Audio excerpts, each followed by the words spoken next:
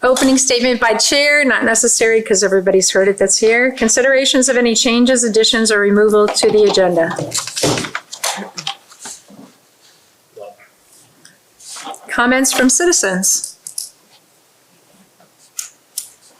Seeing there's none, I'll move on. Do you want me to comment on this? Yeah. Under this? Okay, yeah. Okay. I have a comment. So this is more informational than anything for this board. Last Friday, a group of us were invited to travel to Brattleboro to take a look at some floodplains that they've created, some projects. And it was myself, Phil Carter, Bob Brandt, and Mr. Let me think. There were some people from Noah went, and so a couple people from Cavendish, and it was really informative. And today, I think it was today, we received a summary of it. So I thought I'd just read some of the take-home points about floodplains, just to get it out there to people, because I think the more we talk about it, the more informed the people of the town will be as we go about working for flood mitigation. So it says, floodplains have multiple benefits for communities above and below the plain. Storing and slowing the floodwaters, improving water quality, safeguarding people and property, creating fertile soil for crops, providing low-impact recreation, creating habitat for plants, animals, fish, etc., recharging the groundwater, supporting each town's hazard mitigation plan and stormwater master plan, reducing costs to replace and repair essential infrastructure such as roads, bridges, culverts, providing native cuttings and seeds for propagating hyper-local vegetation for other planting projects within the community, and providing a natural classroom to teach landowners and community members how to identify, collect, and propagate native plants on their own property, effectively creating a grassroots network of information, as well as a local resource for native tree and shrub stock.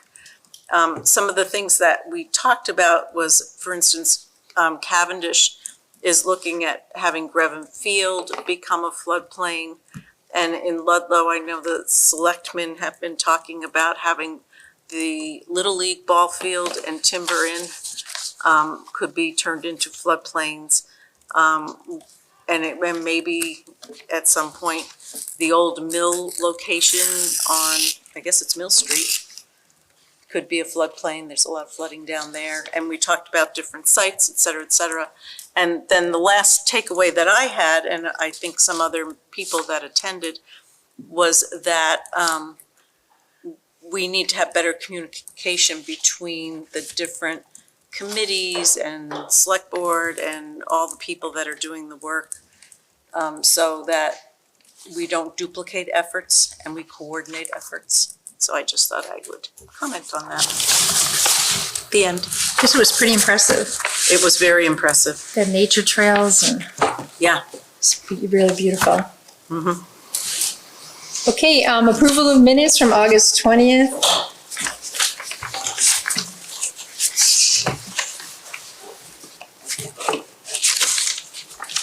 Had a couple little things on section 9. Number 7, Jason said it would be mostly in the town, but he said it would be mostly in the village. For the neighborhood development areas, it would be mostly in the village, because that's where water and sewer is. I just want to give Martha Martha, do you want the internet? You want the Wi-Fi? Do you have that? Okay, you're there.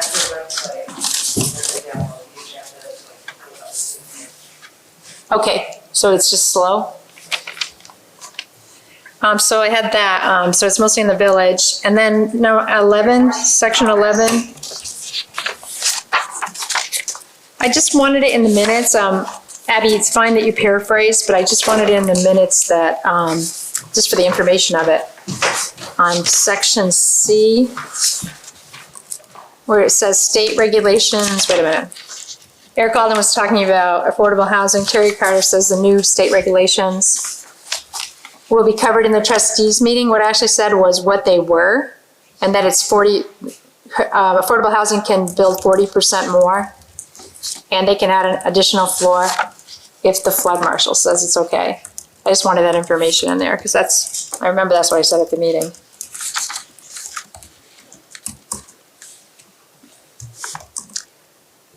And then on E,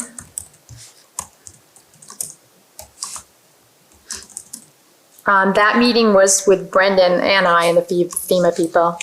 The way it was worded, it looks like it was only with me and the FEMA people. Speaking of many people working on the same thing. Mm-hmm. So Brendan was at that meeting. I CC'd him on it because I didn't want to do it without him knowing about it, and I know he goes to all the other meetings, so I wanted to have that information from that meeting. And then there was one other thing on E. It says what does it say? In doubt, but I think it's supposed to say in debt. Yeah, in debt. In debt, D-E-B-T, that we're in debt, $3 to $4 million, because we haven't gotten any FEMA money. But I think since then they got some money.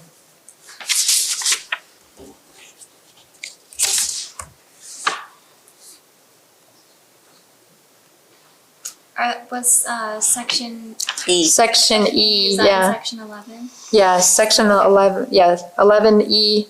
Okay, great. Brendan and I met with them, and that doubt should be changed to debt. Great. And that's it that I had. Anybody else have anything? This time I didn't realize I could cut and paste from the PDF online and send it to you guys, so I'll do that from now on. So you don't have to go on the website to look at the minutes. Okay, I'll entertain a motion to accept the minutes as amended. I'll make a motion to accept the minutes as amended. Any seconds? I'll make a second. Okay, any discussion? All those in favor signify by saying aye. Aye. Any opposed? Abstain. Abstain, wasn't here. Oh, yeah, it was just Ted and Jeannie and I, and Abby. I was the one that needed the second. That's why I looked at you. You did. That's why everybody else wasn't saying anything. Okay, we are all here, yay! Rules of procedure. Oh, my It would be word. great if we could accept our rules of procedure. I think the only controversial part, as I remember, is the membership part. So I'm going to read that. It's just a 2.1 membership. Members of the commission shall be appointed by and any vacancy filled by the select board.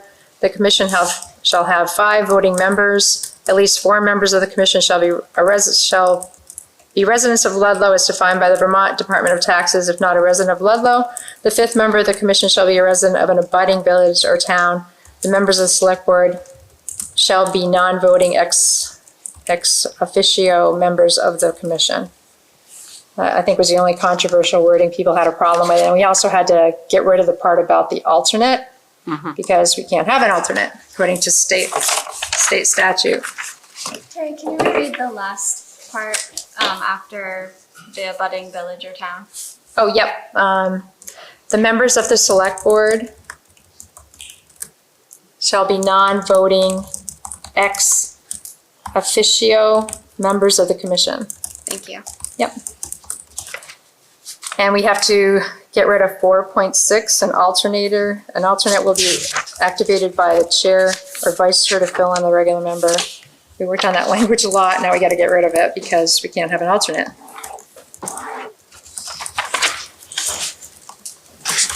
Is there can we get a motion and then we can have a discussion about it? I will make a motion to approve the rules of procedure for the planning commission. Can you put in the motion that we are getting rid of 4.6, the alternate? Yes, deleting 4.6 alternate. Can I get anybody second that? I'll second it.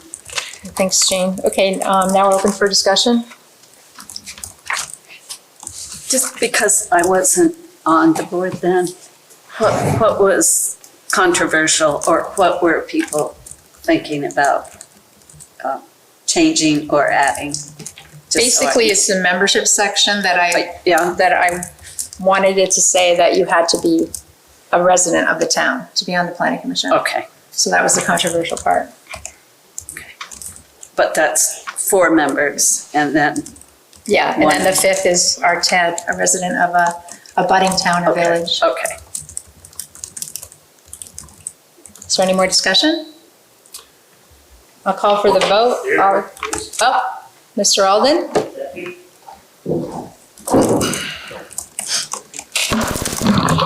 Evening, Eric Alden, Trailside Road. I think it's pretty clear by now, section 2.1 is a direct violation of the state statute. For some reason, it keeps getting pushed forward on this board. Planning Commission works under the select board. Planning Commission does not have the authority to dictate membership on the Planning Commission. That's set by state statute, and that's decided by the select board. If members of the community are concerned about who may be able to be on the Planning Commission, the time to express that is at the select board meeting when those candidates are being vetted. This is a direct violation of the statute. The statute is there for a reason, and it's clear and it's fair. One of the reasons that they put the statute there is because history shows these boards' positions are hard to fill. So there needed to be an avenue to be able to have folks who are not full-time residents in the town be able to participate on these boards. And that's what this statute does. You have checks and balances built into the statute already. Statute states that it has to be a majority member residence. So your fear of the board being filled with out-of-staters just simply can't happen. The chair of the board has made it very clear that she's very passionate about not allowing anyone who's not a full-time resident to participate in this board. Again, that's a direct violation of state statute. I reached out to the Attorney General's office on this just to get their opinion. And I received a letter from Jenny Prosser, who is the general counsel from the Attorney General's office. And she goes and states the statute, which I think we all know. And her advice was that she strongly recommends the Town Planning Commission and or Select Board consult with the town attorney to make sure both entities are on the same page about authority. This board, it's my opinion, this board should not spend a minute of time trying to find ways to keep people from participating. Everyone should be able to participate. The state statute is written. And by the way, it's the same statute that allows for your town manager to be able to participate on boards because he's not a resident. Your previous town manager wasn't a resident. This statute is what allows those folks to be able to participate in the managing of their own town. But the town manager is not a voting member of the board. There's a difference. All like superintendents, town managers, whatever, they sit on boards as an advisor. They are not a member of the board. The statute is what allows them to participate, though, not being a resident. I sent this language to the League of Cities and Towns, which is our free way to get legal advice. And they said it is understood that we don't need this language because it's understood you are a resident of the town.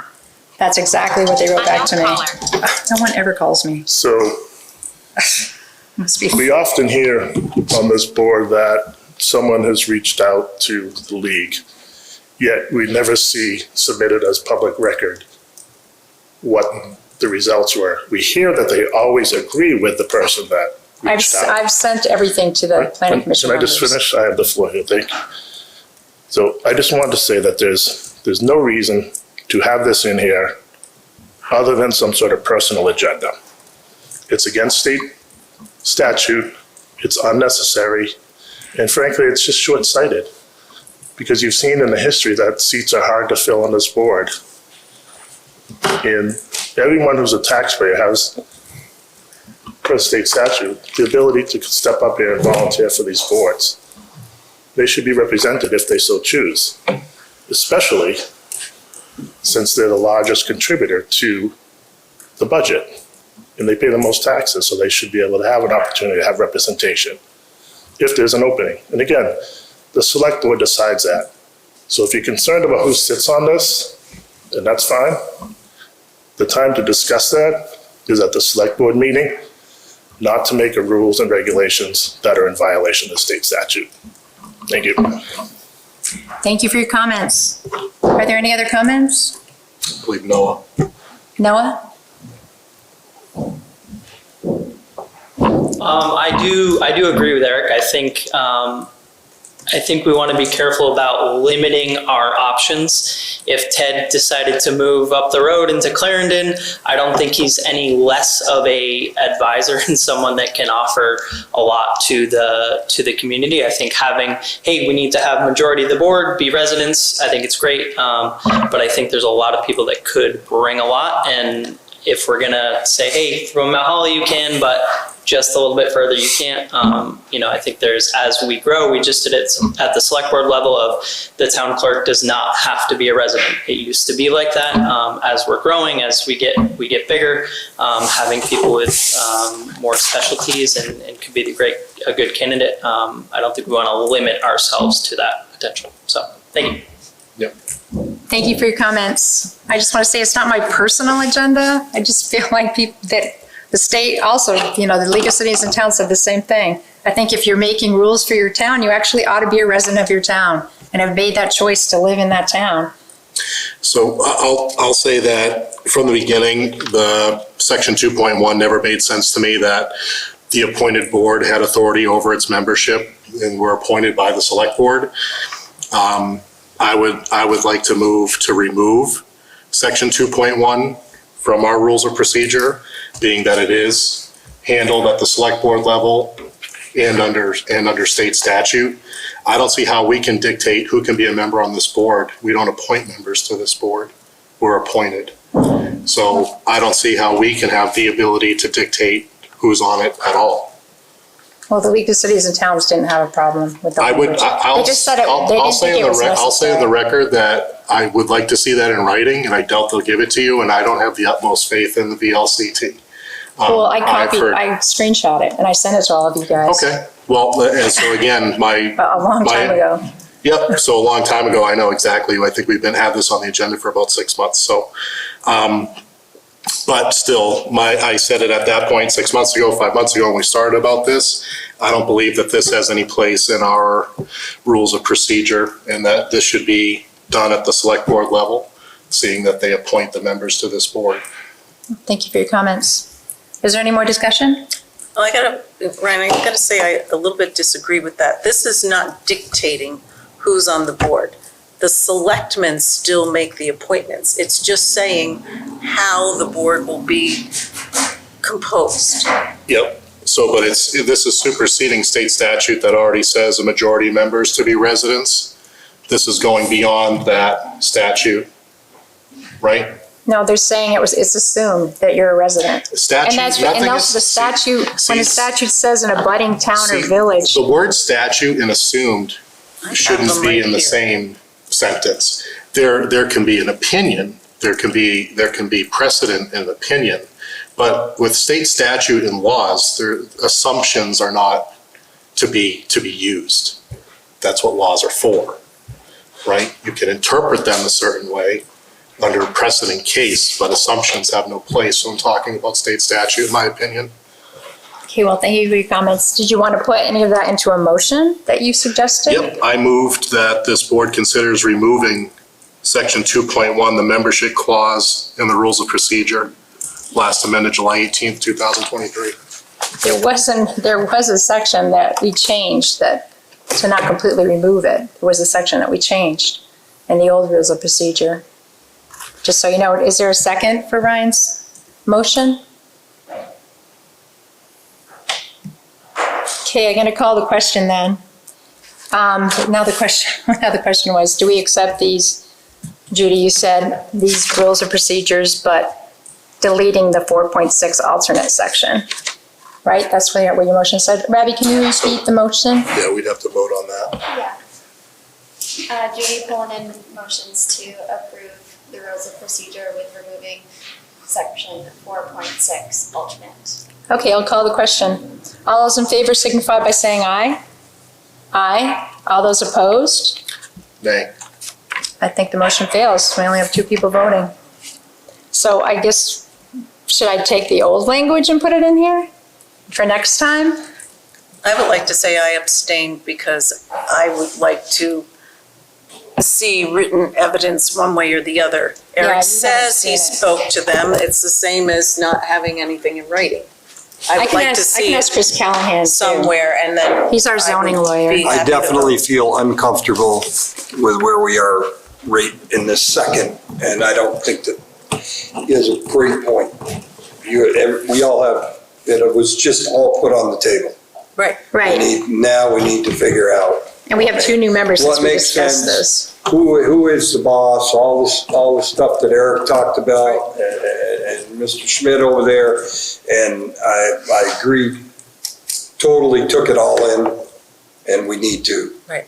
This isn't something you just gonna go. Right, We're not doing that. We we'll need come back to it next We need to time. be serious about the whole, whatever that means. Right. I don't know the background on everything, I'm gonna be honest, but I'm totally upside down right now. Okay, well, I'll come back with the old language for next time and the new language. And I'll send all of you my screenshot of what the League of Cities and Towns said, and I'll ask Chris Callahan, who is our zoning lawyer, to weigh in on it. That would be helpful. Is that good? Yes. Okay, because, I would like to That's see good. some written opinions That's good, myself. that's all good. I think we Yeah. need it all yeah, in front of us, and we need to make decisions accordingly. sounds good. I just hope we can all be here next time so we can do it. Yeah. All right, neighborhood development area requirements. We have Martha here. Thank you so much, Martha, for coming.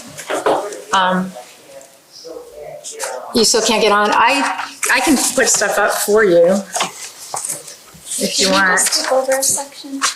Oh, did we? Comments from improvement. Trustees, public. Oh, yeah, village trustees public hearing. I just wanted to share information about that. On September 3rd, the trustees public hearing, Chris Callahan said we had to have another public hearing because they had made such big changes to from what we sent them way back in, I think, February. And then they had their public hearing, and then they had a couple meetings after that and made more changes. So we had to have another public hearing, which was September 3rd. At the public hearing now, I mentioned every major change, and now there's a few people here, like 5 people, but no one had any comments at all. And I asked, during that village trustees meeting, during the changes to the agenda, I asked Brendan to add to the agenda approval of the bylaws and the amendments that we made to the village zoning and flood hazard regulations.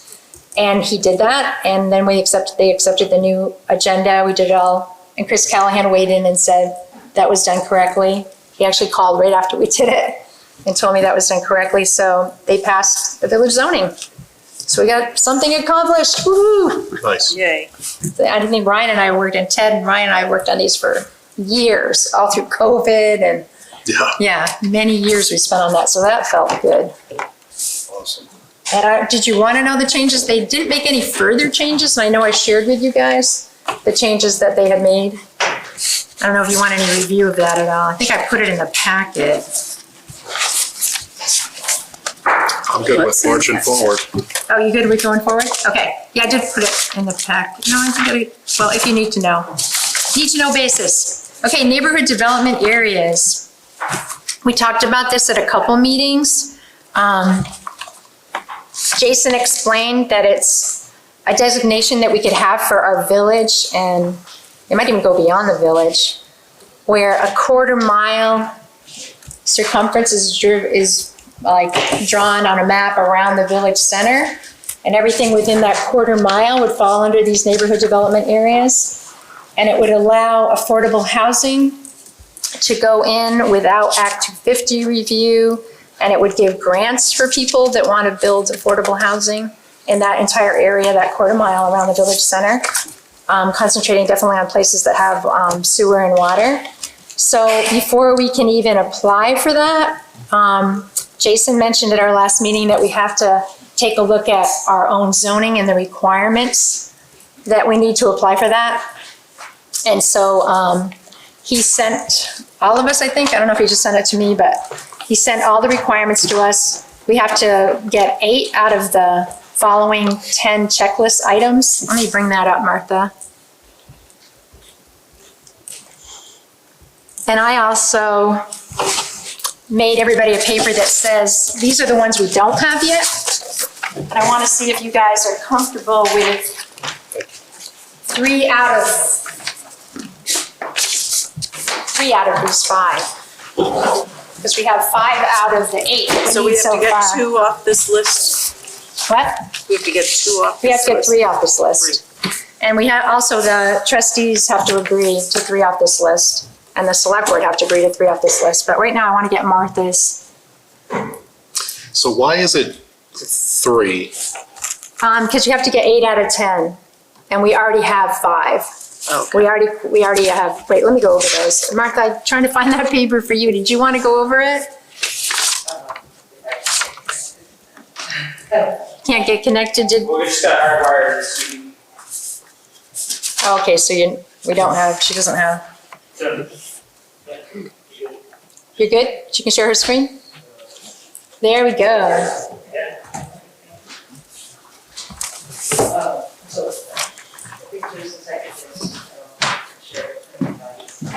I sent it to everybody and it's in their packet. Everybody on this board. And out of the NDA, we have to meet 8 out of 10 requirements for building patterns and for complete streets. And it looks like you're in pretty good shape as far as building patterns. Eric, I don't think you can hear. Martha, would you go to the mic? We can do, because now she's hardwired to do. So Brendan is on Zoom.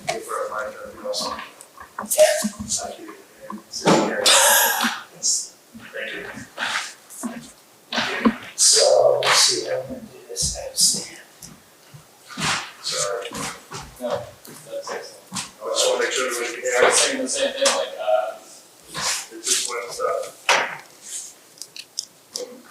Martha, did you say, while we're waiting, 10 checklist items regarding building patterns and complete streets?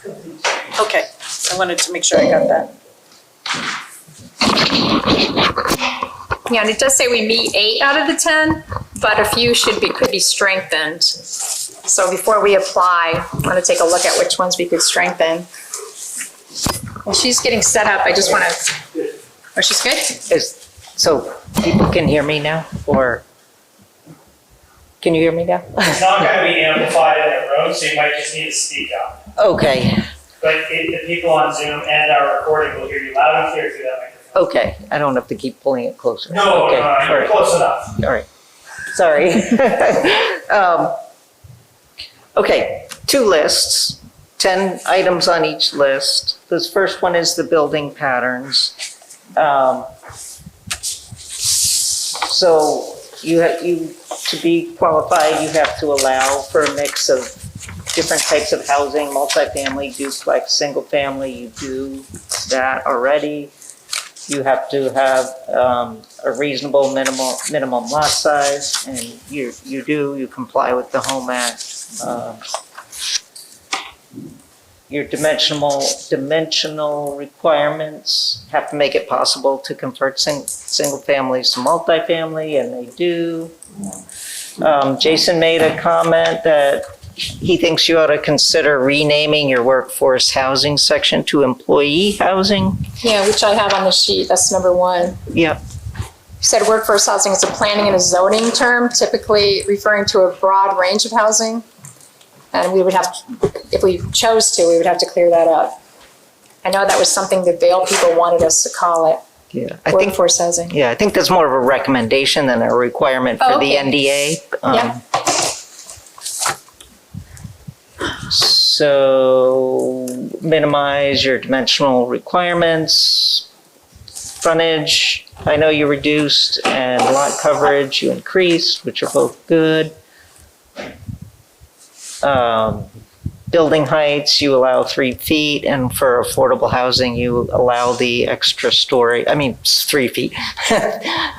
3 stories, and then an extra story for affordable housing. So that's good. Reducing the front setback to match what's existing, you're in good shape there. Jason's comment was that in the preservation district, you could probably reduce that a little more. I think you've got 30 feet, and he said most of the existing setbacks are 20.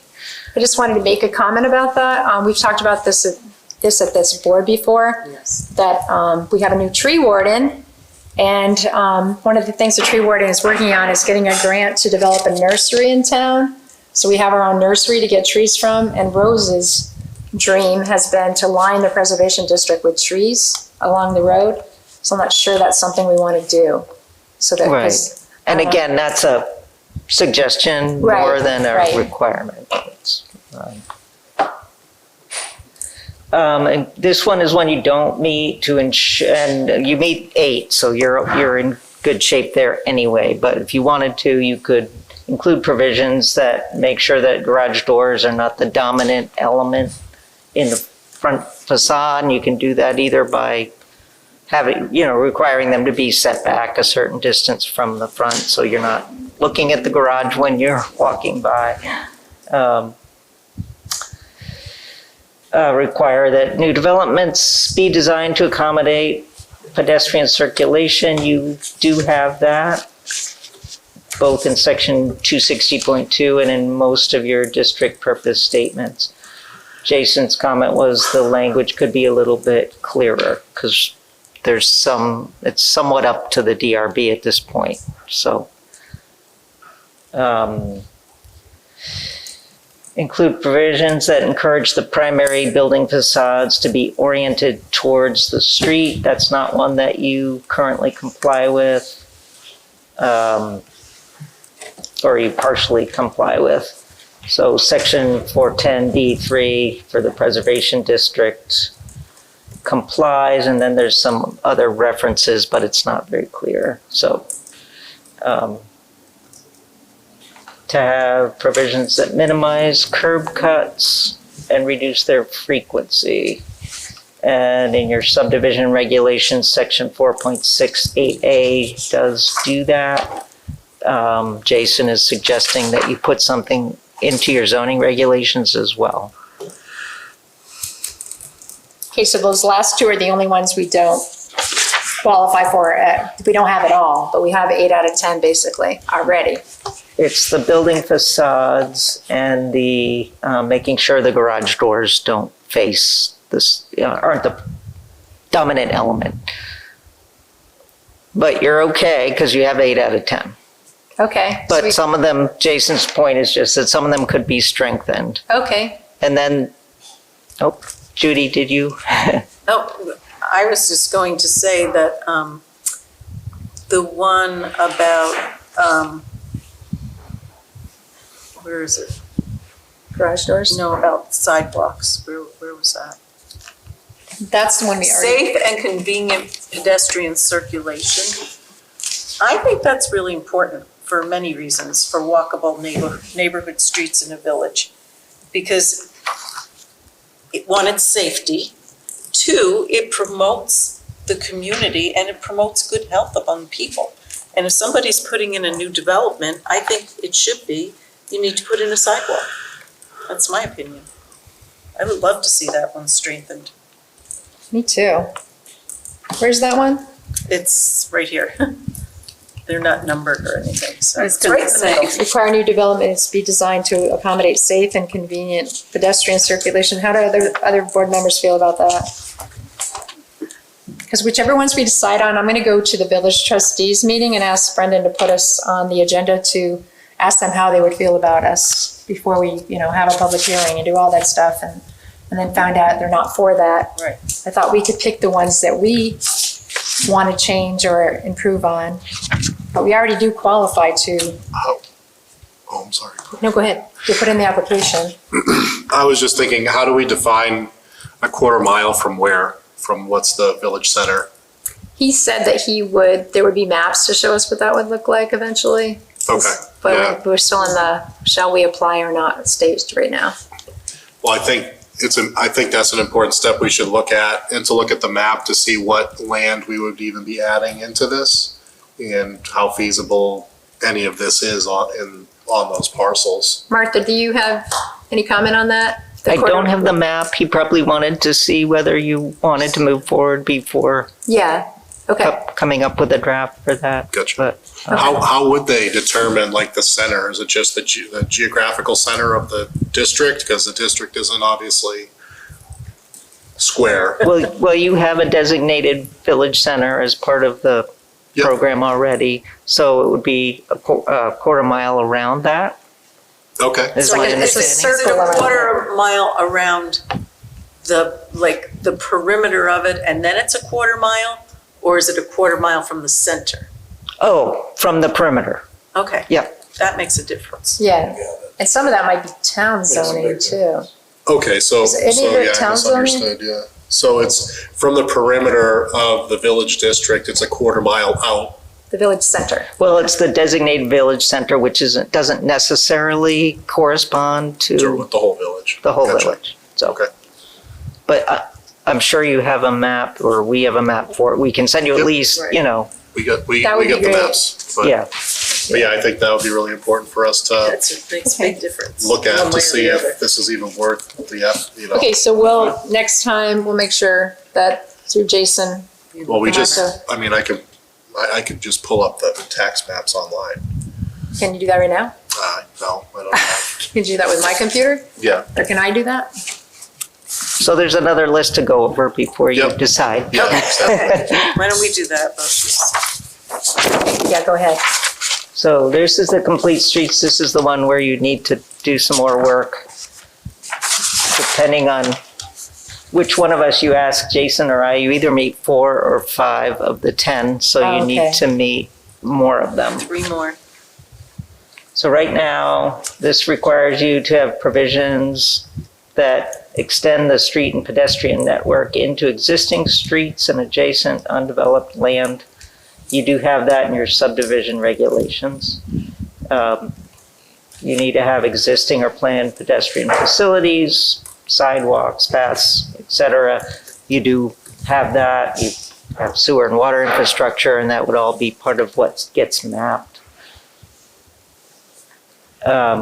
Require sidewalks or pedestrian facilities for new development. So you have section 260.2, which calls for maximum safety of pedestrians. But there's language saying the DRB may require this. So it's, sounds too optional, you know. Yeah, If you want to meet that, it would just have to say shall instead of may.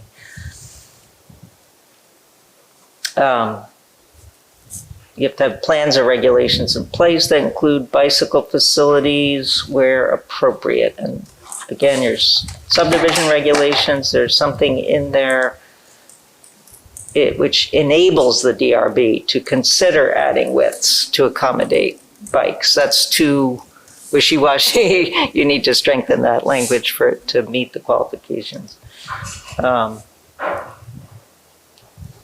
This one is the one where, well, I'm not sure you meet it. Jason put an X in there, require street trees, lighting, and appropriate landscaping.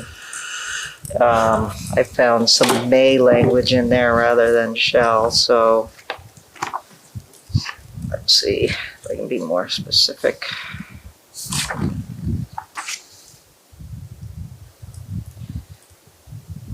Yeah.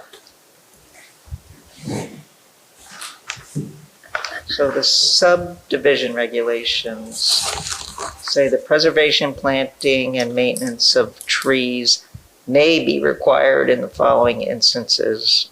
It goes on, it gives some examples. So, and then for lighting, it says the Development Review Board may require a lighting plan under conditional use or planned unit development. So Personally, I think there's too many mays in there. Yeah, And we you need gotta to strengthen change our that mays as to well. shells. Yeah. Is that something this board is comfortable doing? I mean, yeah, it's a trade-off, right? You have to do trees, pedestrian, all this other stuff, but you're exempt from Act 250. Well, and also, it's money to fix up your place for affordable housing. It's grants. free grants, so you don't have to pay back. And they have a lot of money right now, because not a lot of towns have opted to do it. Yeah. And right now, in our region, Springfield and Ludlow, if you guys agree, we would be the ones in our region that would be going for it. So how would that work in terms of applying for this grant and the money? Is this something the town would have to do? Is it something the planning commission could do? It's through the The state. select board? It's through the state, right, Martha? That's what I'm assuming. The grants come through. Not sure about grants for this right now. I know it would exempt you from Act 250. It does make you eligible for certain grants. I don't know what's available right now.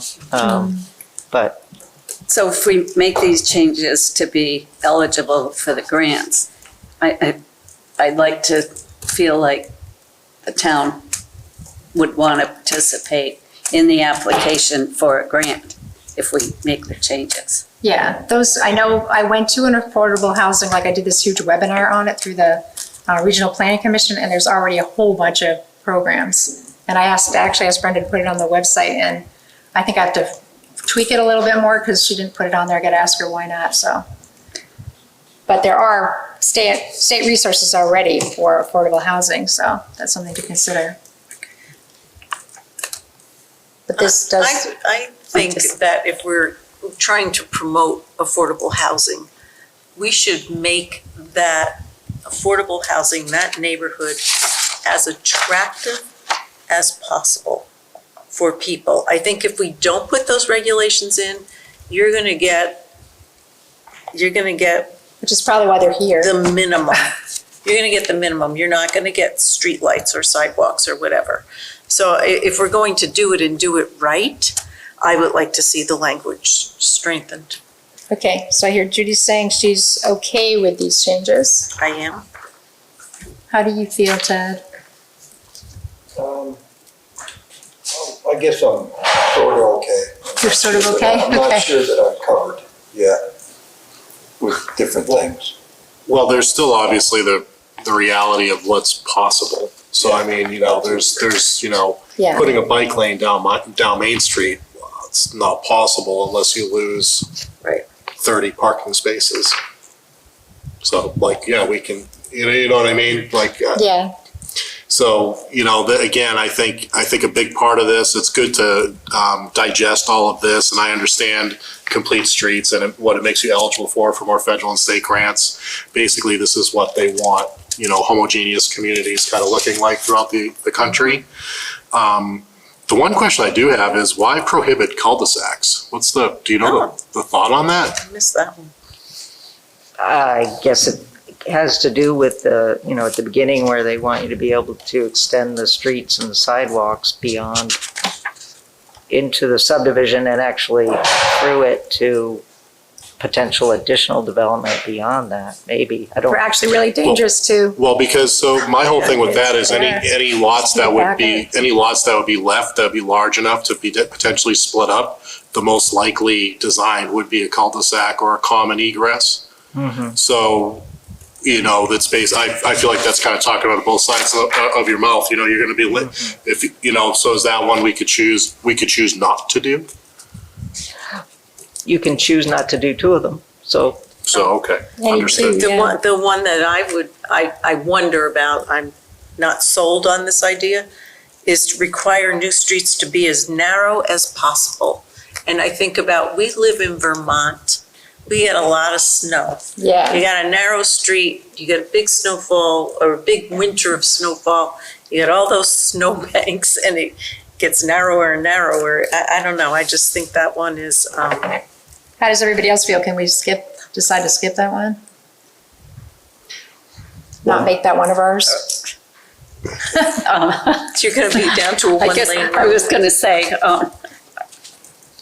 I think you have to think about what ones really make sense to eliminate. If those are the two that make the most sense, I'm good with that. What was the other one? The cul-de-sac Oh, the cul-de-sac and the narrow streets. and the narrow streets. With snow, it's just the definition of possible, right? As narrow as possible, but As possible. snow requires a little more space than not snow, so. So, That's what I think. because narrow streets, I mean, you don't want narrow streets that don't have sidewalks, but allow parking on the side of the street. And then that's all kinds of problems, I would think.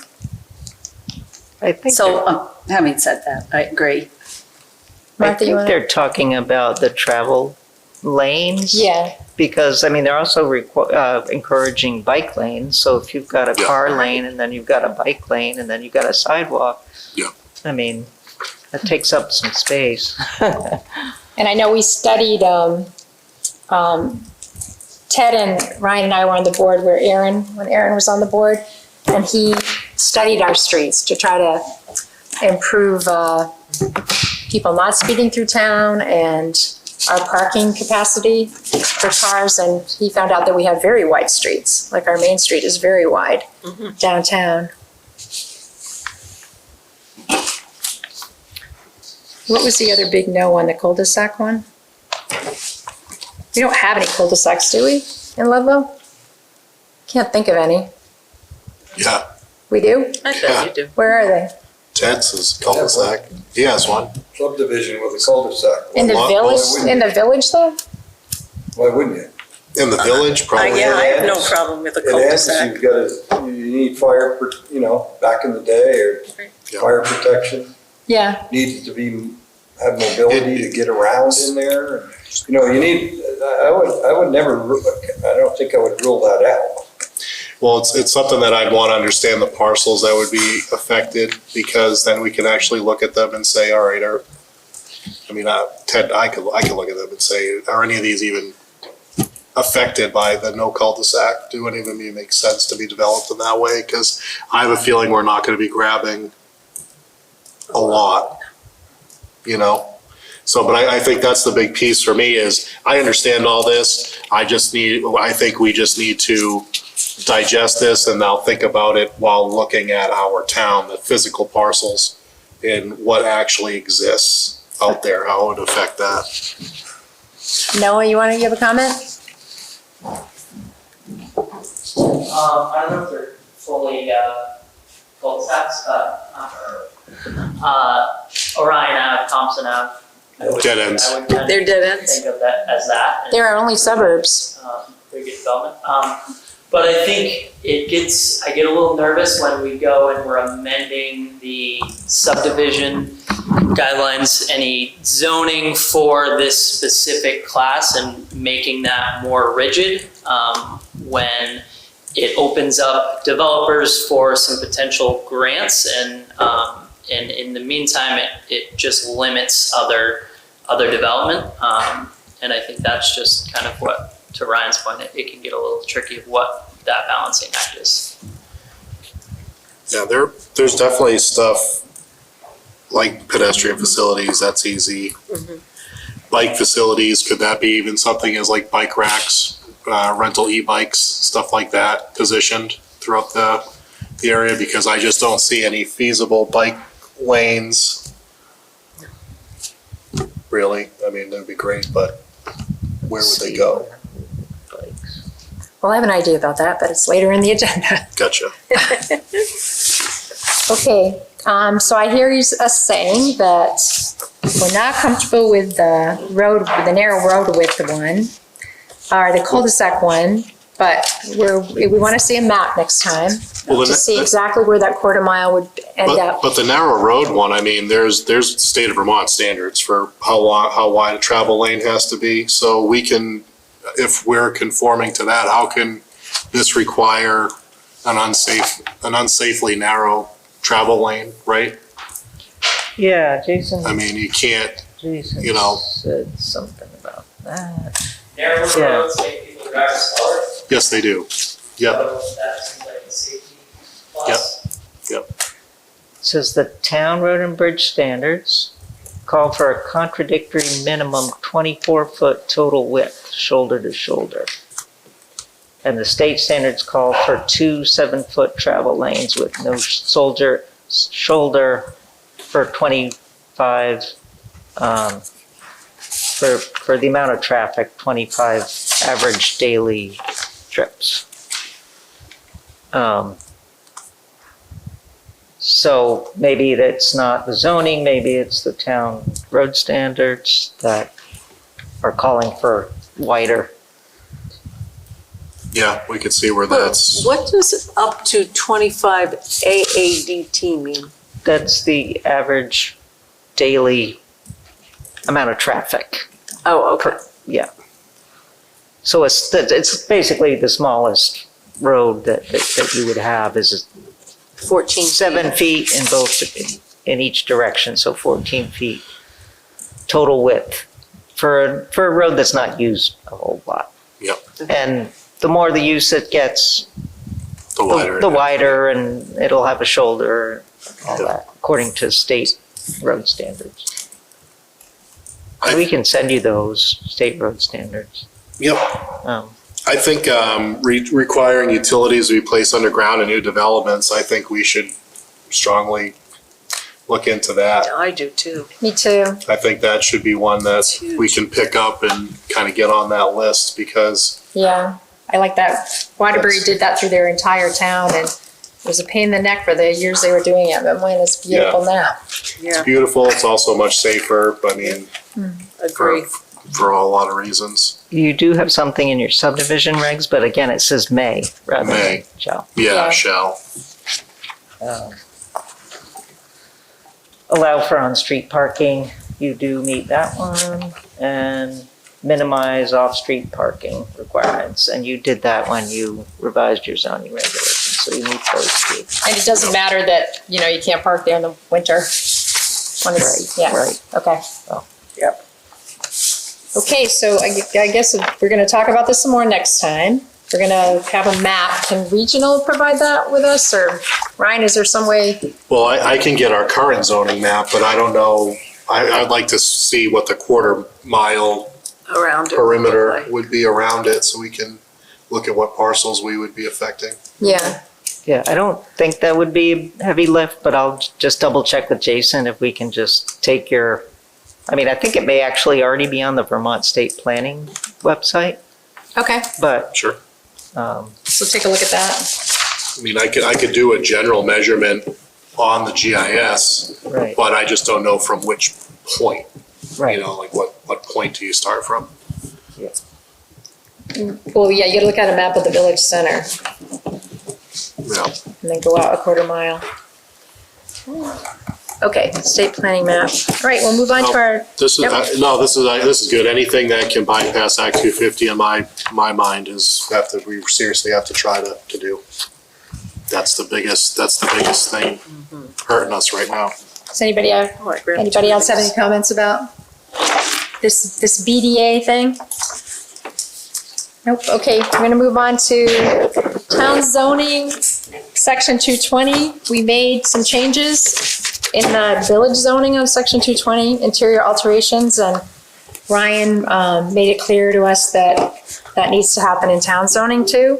So we're gonna be taking a look at town zoning and seeing what we've already changed in the village zoning, which also needs to be changed in the town zoning. Because I realized that the sections are labeled the same, which makes it very convenient. So this section 220 in the town zoning, that's your pages after, obviously, the ones we just looked at. And then the village zoning that we made the changes. We changed the first paragraph, and we added stuff at the end. The part about the interior alterations that a permit has to be required. So I want you to take a look at that and suggesting that we make the same changes to the town zoning that we made to the village zoning. We didn't change anything except the first paragraph and added that at the end. And I think that all the rest is the same. on both sets of zoning. Martha, did you want to go? I don't want to keep you when you don't need to be here. If you're done with everything, yeah. Okay, Thank you, Martha. thank you so much. Now I can read it. So the first paragraph, no land development may commence nor shall any new or altered structure be used, extended in any way or to be occupied unless a zoning permit shall have been duly issued by the administrative officer, with the following exceptions for single unit dwellings unless the building is located within special flood hazard areas, in which case a permit shall be required under Article 6. So what we changed it to in the village, you'll see that language. I wish when I copied this, it would have showed you the changes in that first paragraph, but it doesn't. So it says, nor shall no land development or construction may commence, nor shall any, and here's the change, existing structure, that's new, and be altered or existing use be changed in any way, or the impacted space shall be occupied unless a zoning permit, so that goes back to where it is. Yeah. So it's that clause in there. And plus, instead of just saying no land development, this says no land development or construction. So that's Yes. a change too in the beginning. Yep. So I guess I'm asking, do we just want to make the exact same changes to the first paragraph and to add at the end about the interior alterations that we made to village zoning? That's a pretty easy I say yes. fix. I'd say, Yes. We would- makes sense, we would yes. also- Yes, Yeah, we would also have to remove number 3 in the town. Oh, the above ground swimming pool? No, a permit shall not be required for any interior structural alteration that does not change the use of structure or the number of bedrooms. Oh, yeah, good catch. Wait, what number are you in? I'm sorry. number 3. So number 3 on I guess we the, got to make sure they're exactly the same too. I was gonna say, do we wanna just make them exactly the same? Yeah, Since village, we've kind of gone over, is there Yeah, any we- other difference? Yeah, I agree that it's kind of tedious to go back and forth and yeah. try to find a. Is the grading Okay, 2 thing? is the same. Yeah, let's go through them and make sure they're the same. I kind of just looked at the first couple. Okay. Well, a permit shall not be required for replacement or construction of a tool shed, pump house, that's the same, dog house, or other accessory, provided the floor space does not exceed 144 square feet and 15 feet. That's all the same in height to the top of the ridge. And provided that such structure is in compliance with required setbacks. That's all the same. That's all the same. There Okay. are no changes in that one. Okay, so we're agreeing to number 1 is staying. Yep. I'm gonna get this. I can't find anybody that has a And number 2 is the same. copy of this in a Word document. I asked Regional and asked Jared but I'll try to, I'll just make the changes and get it back to you guys next time if we agree, after we fix it. Okay, so number 3 in the town zoning is about interior structural alterations, but number 3 in the village zoning is about above-ground swimming pools. So So that's- swap out the number 3s? 3 and 4 are Yeah, not, and 3 and 4 in the town zoning are not in the village zoning. yeah.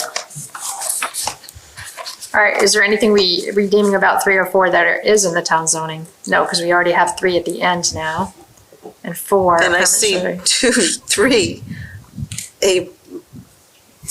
never mind.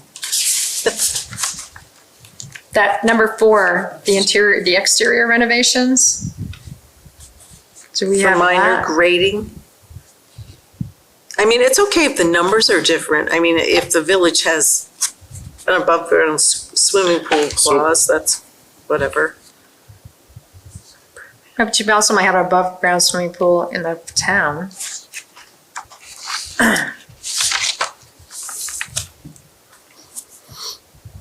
That's true. I would say that we just replicate the village zoning section 220 and put it in place of the town zoning section 220. I agree. Is that a motion? Yes, I'll make a motion to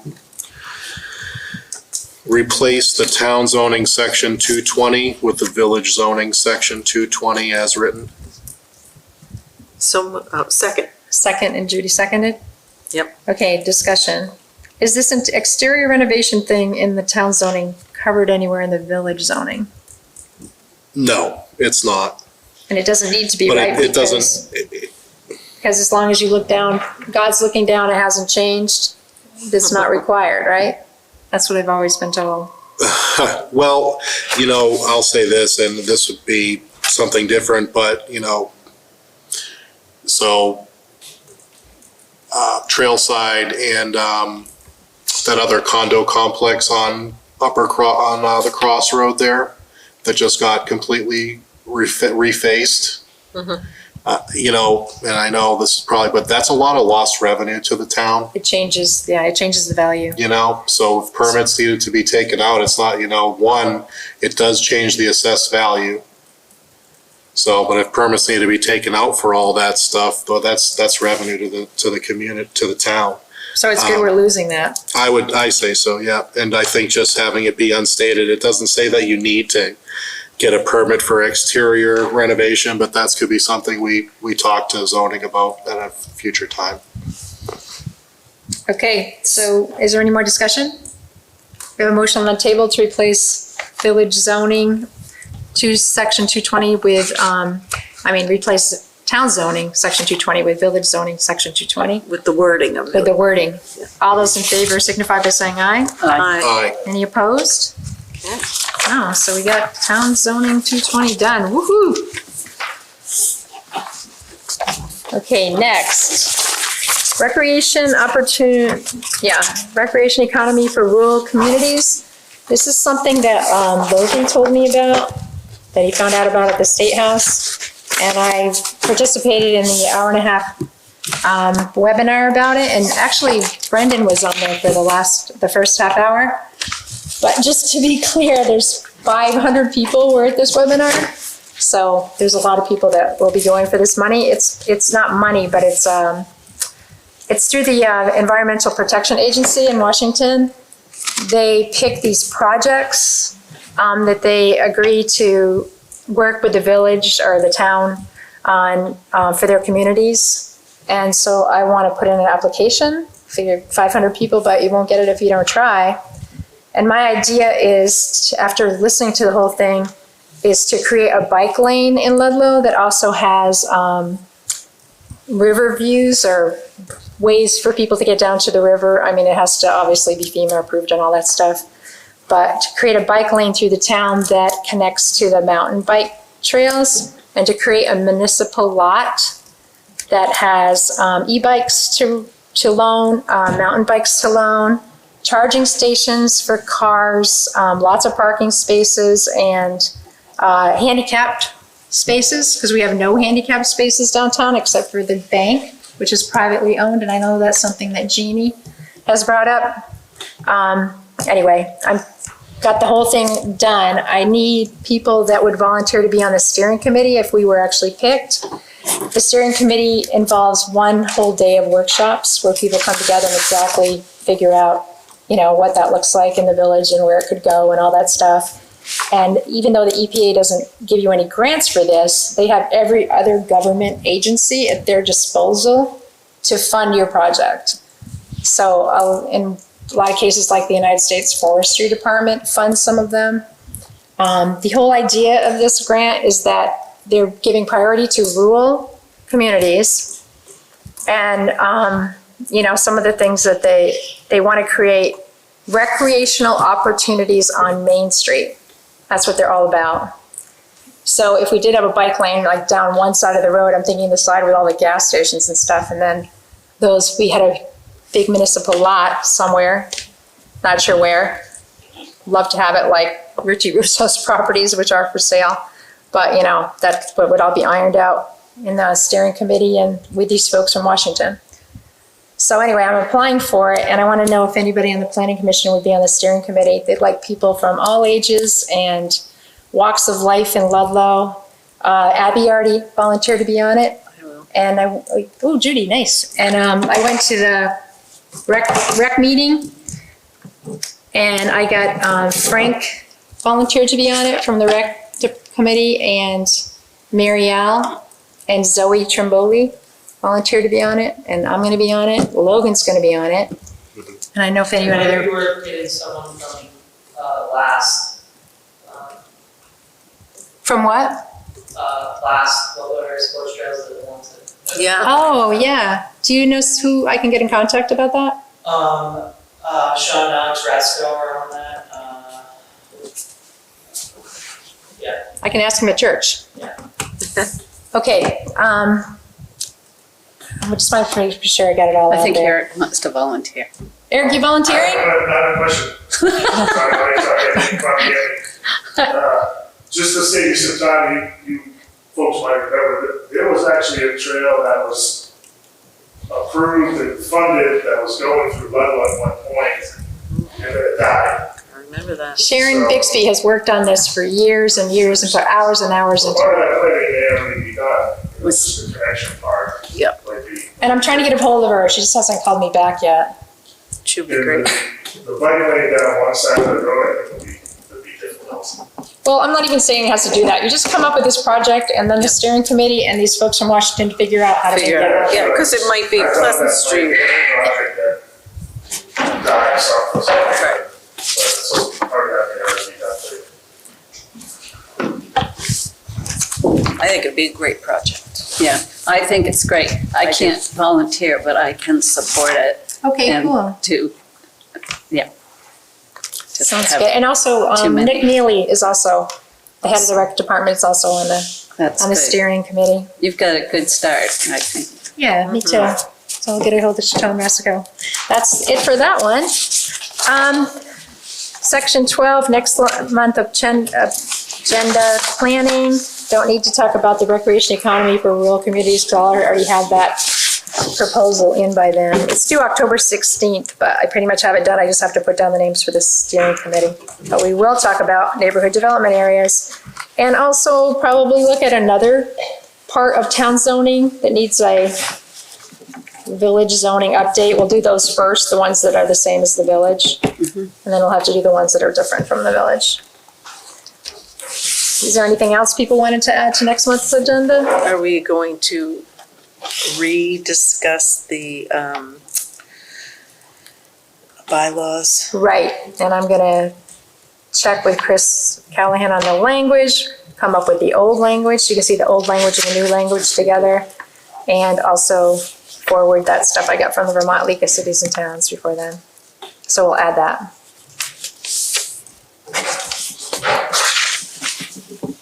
Board member comments.